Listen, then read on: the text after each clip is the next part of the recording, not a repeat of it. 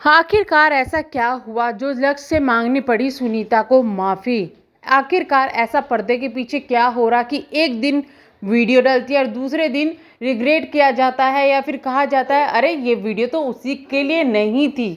अब हुआ ये है कि सुनीता ने एक वीडियो डाली थी जिसमें वो क्वेश्चन आंसर के जवाब दे रही थी अपने बेटे के साथ में, और वहाँ पर जो जवाब थे वो एक्चुअली में चल रहे थे सब अरमान मलिक के बारे में। तो वहीं पे इंस्टेंटली वो बोलती है ये चीज़ें कि भाई नौकर को नौकर की तरह रखना चाहिए, वो चोरी कर लेते हैं, सर पे चढ़ा के रखते हैं, ये है वो है, इस तरीके की चीज़ें बोली जा रही थी। जिस पर लोगों का शक गया लक्ष्य के लिए, क्योंकि लक्ष्य उनके जो परिवार में जितने भी जो है काम करने वाले हैं उनमें सबसे क्लोज लक्ष्य ही दिखाई देती है।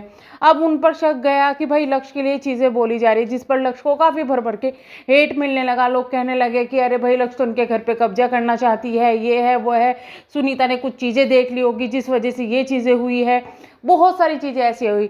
इंस्टेंटली अगले ही दिन सुनीता एक वीडियो डालती है जिसमें वो बोलती है कि जो मैंने चीज़ें बोली थी वो मेरे यहाँ पे काम करने वाली एक लेडी के लिए बोली थी, जो जब मैं वहाँ गई, मैं यहाँ सूट रख के चली गई तो मेरे सूट चोरी हो गए, तो इस वजह से मैंने उसके लिए ये चीज़ें बोली थी। अब मैं नाम भी ले रही हूँ।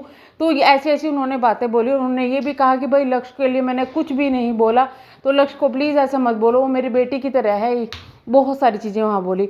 अब इस पर सवाल ये उठ रहा कि रातों रात ऐसा क्या हुआ जो उन्हें एहसास हो गया कि उन्होंने लक्ष्य के लिए चीज़ें नहीं बोली है और ये चीज़ें गलत इंटेंशन में चली गई, गलत की तरफ चली गई। ऐसा सुनीता की तरफ से तो कुछ चीज़ें नहीं आई है कि भाई उन्होंने बताया हो, लेकिन जो पब्लिक है वो ये कह रही है कि सुनीता को जरूर अरमान ने डराया धमकाया है, जिस वजह से सुनीता ने अब अपने स्टेटमेंट चेंज कर दिए हैं।